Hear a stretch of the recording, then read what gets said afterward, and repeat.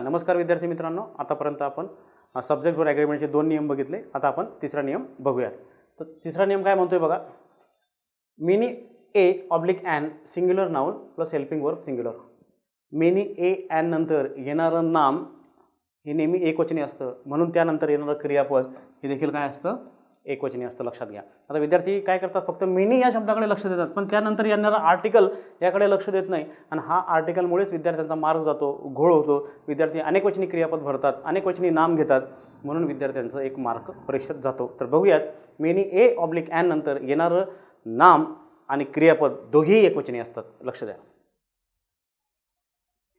For example, many a teacher. Many a teacher आलं का? Many a नंतर काय आला, टीचर एकवचनी आला. बरोबर आहे. टीचर जर एकवचनी येते, या हॅव आणि हॅजमध्ये एकवचनी क्रियापद कोणतं आहे? हॅज आहे. हॅव अनेकवचनी आहे. मग वाक्य कसं येईल? Many a teacher has left the college. आलं का लक्षात? हॅव येणार नाही. लक्षात घ्या. दुसरं वाक्य, many and engineers slash engineer. आता मेनी अँड नंतर काय येणार? एकवचनी येणार इंजिनियर, आणि क्रियापद देखील एकवचनी येणार. Is are. इज येणार, आर येणार नाही. मग हे वाक्य असं होईल, many and engineer is taking part in this workshop. लक्षात आलं? मेनी ए अँड नंतर येणारं नाम हे एकवचनी असतं व क्रियापद देखील एकवचनी असतं. विद्यार्थ्यांनी या वाक्यावरून लक्षात घ्यावं. नियम क्रमांक 4 बघा, अ गुड मेनी. लक्ष द्या, या फ्रेजेसकडे लक्ष द्या. अ good many, a great many, a good many of, a great many of, many, many of याच्यानंतर येणारं नाम हे अनेकवचनी असतं, म्हणून येणारं क्रियापद देखील अनेकवचनी असतं. या सगळ्या फ्रेजेसचा अर्थ होतो पुष्कळ, म्हणजे मेनी असा अर्थ होतो. लक्षात घ्या. मेनी हा अनेकवचनी असतो. मेनी नंतर येणारं नाम हे अनेकवचनी असेल आणि क्रियापद देखील काय असेल, मग अनेकवचनी. येथे जरी सगळं इंग्लिशमध्ये लिहिलं असेल, तुम्हाला मराठीत एक्सप्लेन करून सांगितलं की इत्यादी रचनेनंतर येणारं नाम हे अनेकवचनी असेल, म्हणून क्रियापद देखील अनेकवचनी येईल. आणि या सगळ्यांचा या फ्रेजेसचा अर्थ होतो पुष्कळ, मेनी. आलं का लक्षात? For example, many of doctrines. Many of doctrines. डॉक्ट्रिन्सचा अर्थ होतो प्रिन्सिपल्स, तत्वे, philosophy, related philosophy. Many of doctrines. हे डॉक्ट्रिन्स म्हणजे डॉक्टर बाई नाही बरं का, लक्षात घ्या ना. तर डॉक्टरची बायको डॉक्टरिन्स, डॉक्टर इन बाई असं नाही येते. डॉक्टरिन्स म्हणजे तत्व, रिलेटेड टू फिलॉसॉफी. आलं लक्षात? Many of doctrines have oblique has been accident. आता याच्यात बघा, मेनी ऑफ ही फ्रेज अनेकवचनी असते, त्याच्यानंतर येणार नाम हे अनेकवचनी असतं. ते तर ऑलरेडीच आहे, डॉक्टरिन्स आलेलं आहे. पण डॉक्टरिनच्या हिशोबाने हॅव येईल का हॅज येईल? हॅव येणार, हॅज येणार नाही. लक्षात घ्या. दुसरं वाक्य बघा, many was oblique were punished. Many हा अनेकवचनी असतो, म्हणून त्यानंतर येणारं नाम हे अनेकवचनीच असेल, एकवचनी येणार नाही. आलं लक्षात? मेनी वेअर पनिश्ड म्हणजे अनेकांना शिक्षा करण्यात आली किंवा अनेकांना शिक्षा झाली असा त्याचा अर्थ होतो. अ गुड मेनी ऑफ ही फ्रेज देखील अनेकवचनी असतं. याच्यानंतर येणारं नाम हे देखील अनेकवचनी असेल किंवा सर्वनाम हे देखील अनेकवचनी असेल. लक्षात घ्या. A good many of us, us वीचं द्वितीय फॉर्म. हॅव अनेकवचनी क्रियापद, हॅज येणार नाही. A good many of us म्हणजे आमच्यापैकी पुष्कळ जण, अनेक जण असं त्याचा अर्थ आहे. A good many of us have gone to Shimla. आलं का लक्षात? काय चुकीचं आहे, काय बरोबर आहे ते व्यवस्थित बघा आणि त्या पद्धतीने लक्षात घ्या. ज्या फ्रेजेस आहे त्या प्रत्येक फ्रेजेसचा अर्थ होतो पुष्कळ, अ लॉट ऑफ किंवा मेनी असा अर्थ होतो. ठीक आहे. त्याच्यानंतर येणारं नाम हे किंवा सर्वनाम अनेकवचनी असेल, क्रियापद देखील अनेकवचनी असेल. विद्यार्थ्यांनी हे लक्षात घ्यावं. नियम क्रमांक 5 rule number 5, it plus helping verb singular. It नंतर येणारं क्रियापद किंवा सहाय्यकारी क्रियापद हे काय असेल? एकवचनी असेल. बरं का? हे इंट्रोडक्टरी सब्जेक्ट आहेत, फक्त वाक्याची सुरुवात करतात, ते रिअल सब्जेक्ट नसतात. लक्षात घ्या. तसेच दुसऱ्याच्या there plus helping verb will be depend on the next subject. जेव्हा इट आणि देअर वाक्यात इंट्रोडक्टरी सब्जेक्ट असतात, तेव्हा ते वाक्यात खरा करता म्हणून भूमिका करत नाही. वाक्यात खरा करता पुढे नमूद करण्यात आलेला असतो. त्या खऱ्या कर्त्याच्या वचनानुसारच क्रियापद आपले वचन घेतं आणि त्या खऱ्या कर्त्याच्या वचनानुसार जेही एकवचनी अनेकवचनी क्रियापद वापरलं जातं ते उदाहरणावरून जास्त लक्षात येईल. बघूयात examples. It has oblique have bin a matter of national dignity. बघा, आता ह्या वाक्यात इट जरी इंट्रोडक्टरी सब्जेक्ट असेल किंवा डमी सब्जेक्ट असेल, तो वाक्यात खरा करता नाही आहे. तर ह्या वाक्यात काय, अ मॅटर ऑफ नॅशनल डिग्निटी हा करता आहे तो एकवचनी आहे म्हणून इथे काय येईल हॅज येईल की हॅव येईल एकवचनी आहे ते एकवचनी क्रियापद हॅज आहे हॅव नाही आहे हॅव बीन येणार नाही हॅज येईल it has been a matter of national dignity असं येईल कारण ह्या वाक्यात खरा करता a matter of national dignity असं आहे ठीक आहे दुसरं वाक्य there was were some common problems in this discussion आता ह्या वाक्यात देअर जरी इंट्रोडक्टरी सब्जेक्ट असला तो खरा करता नाही आहे खरा करता वाक्यात पुढे नमूद करण्यात आलेला आहे या वाक्यात खरा करता काय सम कॉमन प्रॉब्लेम्स तो अनेक वचनी आहे त्या अनेक वचनी कर्त्यानुसार येथे येईल वेअर वॉज येणार नाही मग हे वाक्य असं होईल there were some common problems in this discussion लक्षात आलं तिसरं वाक्य बघा there was oblique were a cow in the field there जरी इंट्रोडक्टरी सब्जेक्ट म्हणजे सुरुवातीचा करता असला तो वाक्यात खरा करता नाही आहे आता या वाक्यात खरा करता काय त्या खऱ्या कर्त्यानुसार वॉज किंवा वेअर येईल तर या वाक्यात खरा करता अ काऊ आहे या काऊनुसार याच्यात एकवचनी क्रियापद वॉज येईल कारण अ काऊ एकवचनी आहे म्हणून क्रियापद देखील एकवचनी येईल म्हणून हे वाक्य येईल there was a cow in the field लक्षात आलं इट आणि देअर हे डमी सब्जेक्ट असतात किंवा इंट्रोडक्टरी सब्जेक्ट असतात ते खरे कर्ते नसतात वाक्यात नमूद करण्यात आलेल्या खऱ्या कर्त्यानुसार क्रियापद आपलं वचन घेतं दॅट्स इट नेक्स्ट नियम क्रमांक 6 रूल नंबर 6 तर हा नियम विद्यार्थ्यांनी जरा लक्षात घ्यावा सब्जेक्ट विथ सी एस म्हणजे ज्या विषयांच्या नावाच्या शेवटी जर सी एस असेल म्हणजे प्रत्येक विषयाच्या नावाच्या जर सी एस असेल म्हणजे कोणते कोणते विषय physics civics economics mechanics mathematics politics statistics robotics gymnastics बरोबर आहे ज्या विषयांच्या नावाच्या शेवटी सी एस असतो जेव्हा ते विषयाचे नाव म्हणून येतात हा नियम मी तुम्हाला शिकवला नाऊनमध्ये जेव्हा ते विषयाचं नाव म्हणून येतात त्यावेळेस ते एकवचनी क्रियापद घेतात या उलट जेव्हा ते या विषयांच्या नावापूर्वी म्हणजे हेच विषय यांच्या नावापूर्वी जर my our your his her such the इत्यादी शब्द येत असतील त्यातील गुणांचा बोध होतो म्हणून त्यानंतर येणारं क्रियापद हे एकवचनी असतं आपण नाऊन हे चॅप्टरमध्ये बघितलेलं आहे तर इथं बघूया आता जरी विषयाचे नाव म्हणून येत असतील कोणती विषय ज्यांच्या नामांच्या शेवटी काय सी एस म्हणजे बघा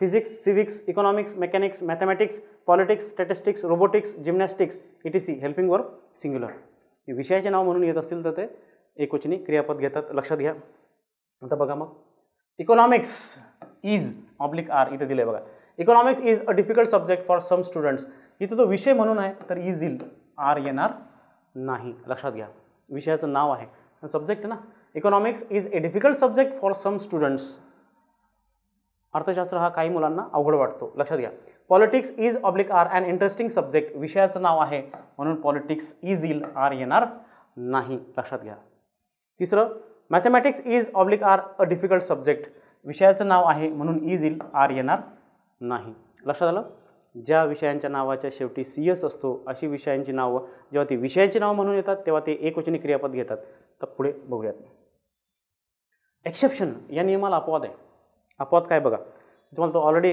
केलं या विषयांच्या नावाच्या अगोदर म्हणजे कोणते विषय ज्या विषयांच्या नामाशेवटी सी एस आहे कोणते मग जे आपण बघितलेत त्यांच्या पुढे जर my our your his her its and their such the असे शब्द आल्यास त्यातून गुणांचा बोध होतो कसला बोध होतो गुणांचा बोध होतो आणि त्यानंतर येणारं क्रियापद हे काय असतं अनेक वचनी असतं हे सगळे काय आहेत my our your his her its and their हे पॉझिटिव्ह ॲडजेक्टिव्ह आहेत हे नामाच्या आधी येतात आले का लक्षात हे त्या सब्जेक्टच्या नावापुढे आल्यास त्याच्यातून गुणांचा बोध होतो आणि त्यानंतर येणारं क्रियापद हे अनेक वचनी असतं ते एक्झाम्पल म्हणून आपण बघूया आलं लक्षात आणि येणारं क्रियापद देखील अनेक वचनी असतं for example my mathematics is oblique are weak my mathematics आता बघा विषयाचं नाव आहे मॅथमॅटिक्स त्याच्यापुढे माय आहे आणि सगळ्यात महत्त्वाचं त्यावेळेचं पहिलं लेटर हे स्मॉल असतं त्यावेळेस विद्यार्थ्यांनी लक्षात घ्यावं my mathematics is oblique are weak तर याच्यातून गुणांचा बोध होतो आहे म्हणून इथे इज येणार नाही तर आर येईल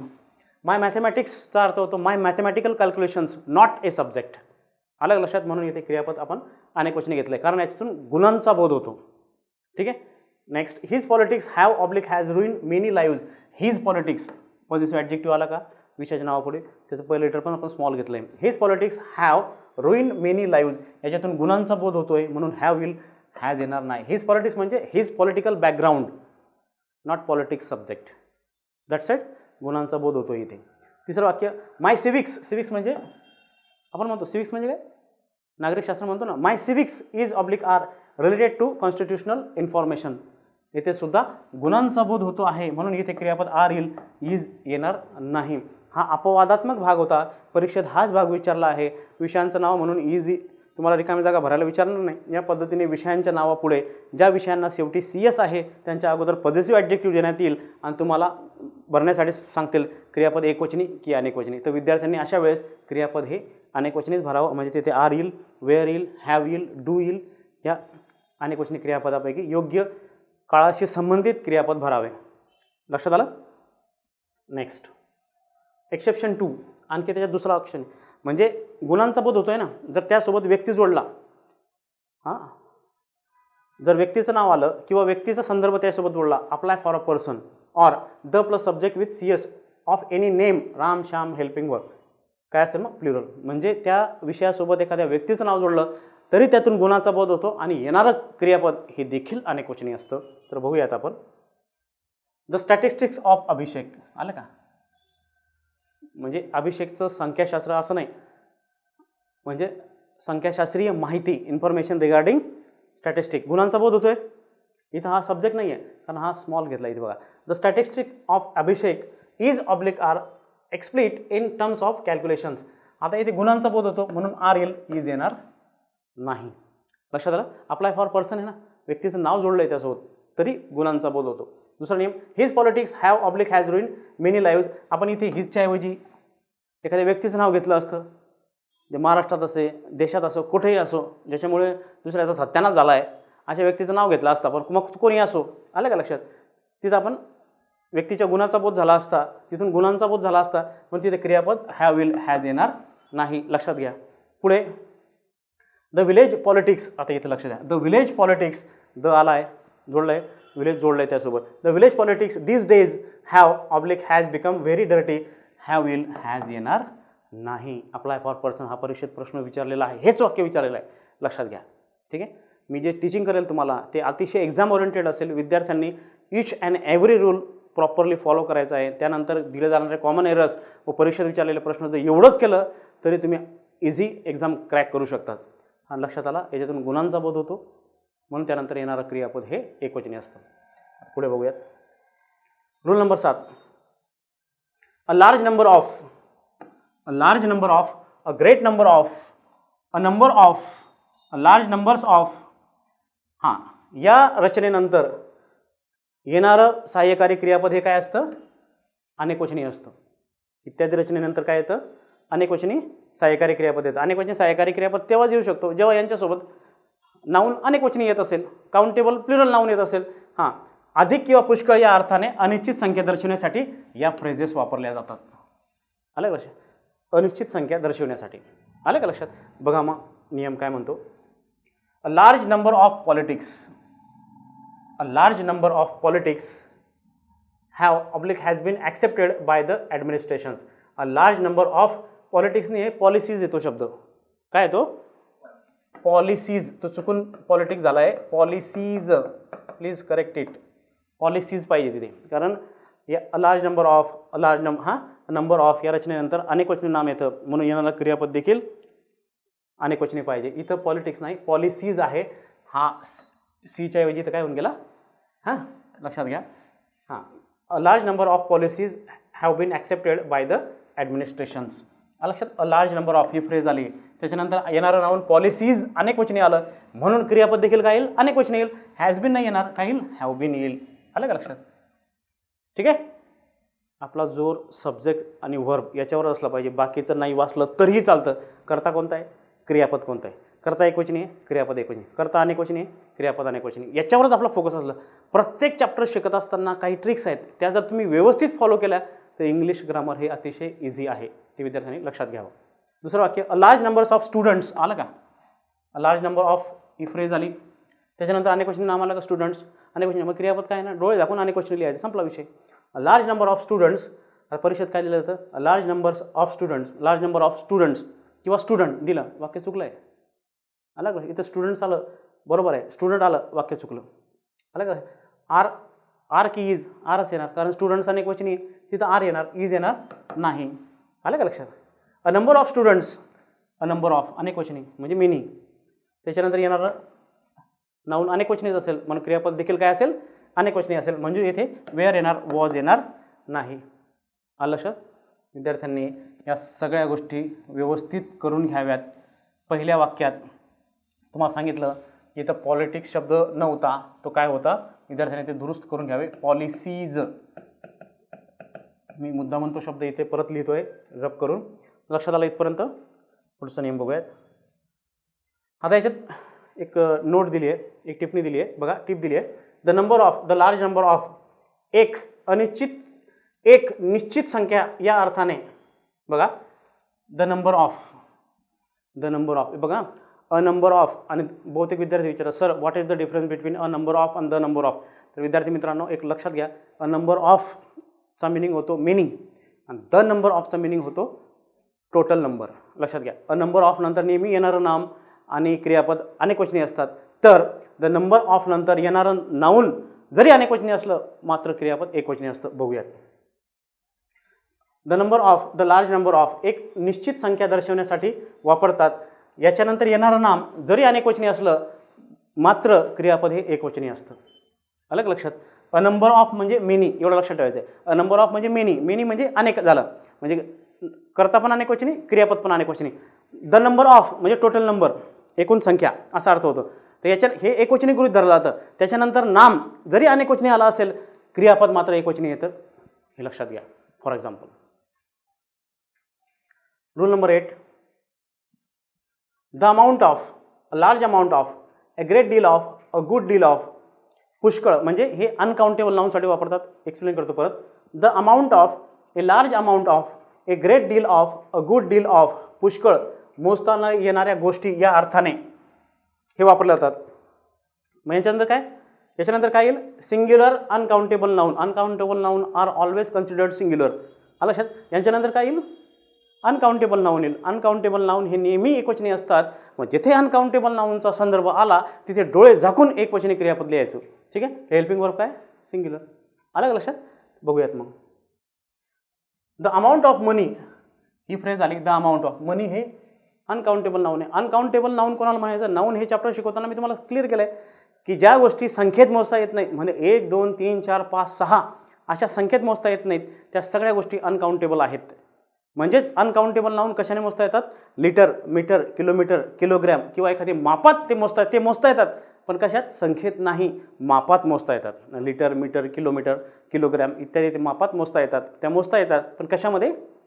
मापात, संख्येत नाही. जे संख्येत मोजता येतात ते काउंटेबल, जे संख्येत मोजता येत नाही ते अनकाउंटेबल. लक्षात आलं? आता मनी हा अनकाउंटेबल आहे. बहुतेक विद्यार्थी म्हणतात की सर मनी पैसे तर मोजतात. बरोबर आहे, आपण असं मोजत नाही 1 पैसा, 2 पैसा, 3 पैसा, 4 पैसा. आलं का लक्षात? अनकाउंट. लक्षात घ्या, ज्याचं अनेक वचन होत नाही तो अनकाउंटेबल. मनीचं तुम्ही मनीज करता का? नाही करत. कधी अनेक वचन बघितलं का? मनीज. लक्षात घ्या, तो अनकाउंटेबल तो ज्याचा अनेक वचनी करता येत नाही, त्याला एस एस आय एस प्रत्यय लागत नाही. मनी हा अनकाउंटेबल नाऊन आहे.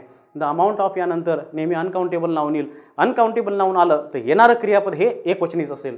आलं का लक्षात? The amount of money is येणार, आर येणार, नॉट सफिशियंट. आलं का लक्षात?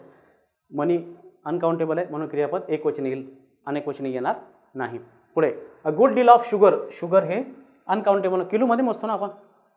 तुमच्यामध्ये कोणी असं आहे का तो असं मोजतो 1 दाणा साखर, 2 दाणा साखर? तुम्ही दुकानात गेला तर दुकानदार तुम्हाला असं म्हणतो का किती दाणे साखर पाहिजे? तो असं विचारतो किती किलो पाहिजे, असं विचारतो ना. का असं विचारतो? याला 10 दाणे साखर बांधून दे, 15 दाणे बांधून दे असं म्हणतो का? ते मोजता येत नाही संख्येत. ते कशात मोजतात? मापात मोजतात. ते विद्यार्थ्यांनी लक्षात घ्यावं. अनकाउंटेबल नाऊन आला आहे तर क्रियापद पण काय येईल? मग एकवचनी येईल. लक्षात घ्यावं. पुढे a large amount of milk. Milk uncountable noun आहे. मिल्क अनकाउंटेबल, लिटरमध्ये मोजतो आपण. कोणी असं म्हणतो का 1 थेंब मिल्क, 2 थेंब, 5 थेंब? कधी डेअरीवर गेलं तुम्ही असं म्हटलं का अहो मला 100 थेंब मिल्क द्या, असं म्हणता का तुम्ही कधी? असं दूध दे, तो म्हणले याचं काहीतरी छटकलेलं दिसतंय. आलं का लक्षात? मग कसं काय? लक्षात घ्या, a large amount of milk was oblique wear not provided. Milk uncountable आहे म्हणून क्रियापद एकवचनी येईल, वेअर येणार नाही. That's it. A large amount of milk was not provided. आपला नियम होता, मी परत मागे येतो. लक्षात घ्या, the amount of, a large amount of, a great deal of, a good deal of, पुष्कळ, न मोजता येणाऱ्या म्हणजे अनकाउंटेबल नाऊनसोबत या फ्रेज वापरण्यात येतात. यांच्यासोबत येणारं नाऊन हे अनकाउंटेबल असल्यामुळे क्रियापद हे देखील एकवचनी येतं. अनकाउंटेबल नाऊन संख्येत मोजता येत नाहीत, ते मापात मोजता येतात. विद्यार्थ्यांनी यांची नोंद घ्यावी. नियम क्रमांक 9 झालं. Both, several, various plus noun plural.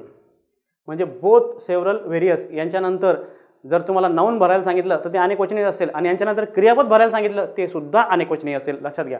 Both of, several of, various of यानंतर देखील येणारं नाम हे अनेकवचनी असेल, म्हणून येणारं क्रियापद सुद्धा काय असेल, अनेकवचनी असेल. लक्षात घ्या. येथे जरी इंग्लिशमध्ये लिहिलं आहे, तुम्ही माझ्या बोलण्याकडे लक्ष द्या, ते तुम्हाला व्यवस्थित कळेल. बोथ, सेव्हरल, व्हेरियस किंवा both of, several of, various of यानंतर येणारं नाम अनेकवचनी असतं, म्हणून येणारं क्रियापद देखील अनेकवचनी असतं. For example both girls. आता बोथ गर्ल्स रचना बरोबर आहे. तुम्हाला जर कोणी सांगितलं बोथ गर्ल असं म्हटलं तर हे रॉंग आहे, कारण बोथ हा मोर दॅन वनसाठी वापरतात, दोन. आलं का लक्षात? ठीक आहे. बोथ गर्ल्स लक्षात म्हणजे दोन मुली असा अर्थ होतो. तिथं गर्ल येईल का? नाही ना. बोथ गर्ल्स मग तो अनेकवचनी झाला, मग तिथे इज येईल का? आर. डेफिनेटली आर येणार आहे. इज येणार नाही. आलं का लक्षात? पुढचा नियम सेव्हरल स्टुडंट की स्टुडंट्स. स्टुडंट्स तो अनेकवचनी आहे, स्टुडंट बरोबर आहे, म्हणून येणारा क्रियापद काय असेल? अनेकवचनी असेल. स्टुडंट प्रमाणे स्टुडंट्सनुसारच आर. सेव्हरल स्टुडंट्स, सेव्हरल म्हणजे कित्येक, अनेक. Several students are absent. आलं लक्षात? पुढे व्हेरियस बॉईज. व्हेरियस म्हणजे कित्येक, बहुतेक, अनेक. व्हेरियस बॉईज आर येईल, इज येणार नाही व्हेरियसनुसार. आलं का लक्षात?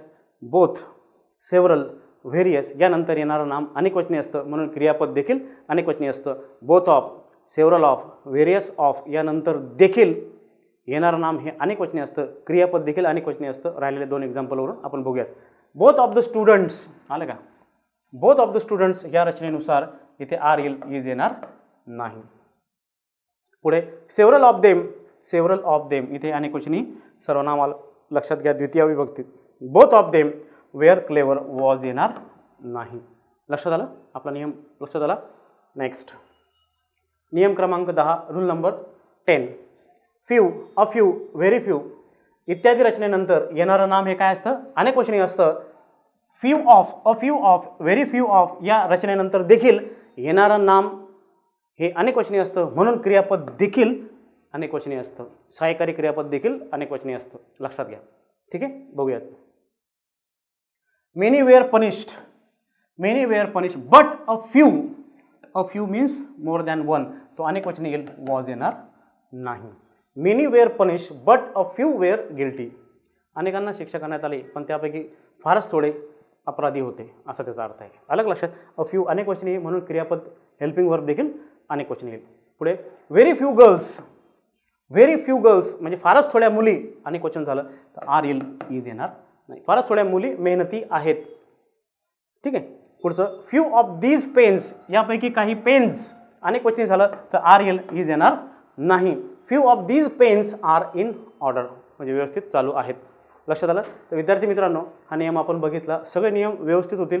तुम्हाला फक्त गरज एवढी आहे, जरी घाई होत असेल, फळ्यावर ज्या आपण PPT दिलेल्या आहेत त्यात तुम्ही व्यवस्थित अभ्यास केला, किंवा मी जे काही बोलतो आहे माझ्या बोलण्यात जर खालीवर झाला असेल, एखादा नियम जर चुकीचा वर्णन केला गेला असेल, किंवा एखादा शब्द चुकीचा निघाला असेल, शेवटी माणूस हा चुकीचा पुत्र आहे, या गोष्टी होऊ शकतात, तर त्या तुम्ही माझ्या निदर्शनास आणून देऊ शकतात. आणून देताना तुम्ही एकतर मेसेज करू शकतात, फोन करू शकतात, टेक्स्ट करू शकतात, किंवा व्हॉट्सॲप करू शकतात. टेलिग्रामवर मेसेज नका करू, कारण टेलिग्रामवर खूप जास्त मेसेज असतात, बघणं होत नाही. सगळ्यांना रिक्वेस्ट आहे, तुम्ही मला व्हॉट्सॲपला मेसेज टाकला तरी चालेल. माझा नंबर आहे 9860484876. आणि सगळ्यात महत्त्वाची गोष्ट, आता या आपल्या कोर्सवर 10% ऑफ चालू आहे. येणाऱ्या 14 तारखेपर्यंत या कोर्सचा तुम्ही लाभ घेऊ शकता. ह्या कोर्समध्ये आपण खूप डिटेल पद्धतीने सगळं मार्गदर्शन करतो आहे. 1911 पासून तर 2019पर्यंत सगळ्या आयोगाने विचारलेले जे प्रश्न आहेत, मग ते विविध परीक्षा असेल, राज्यसेवेपासून तर इतर तत्सम सगळे प्रश्नपत्रिका सोडून घेतो आहे. कॉमन एरर्सवर आपला प्रचंड भर आहे. ईच अँड एव्हरी चॅप्टर आपण अतिशय डिटेल एक्सप्लेनेशनने शिकवतो आहे. आणि काही अडचण आली तर आपण विद्यार्थ्यांशी काउन्सिलिंग करतो आहे. तर तुम्ही हा कोर्सचा फायदा घ्यावा अशी आपल्याला विनंती करण्यात येते.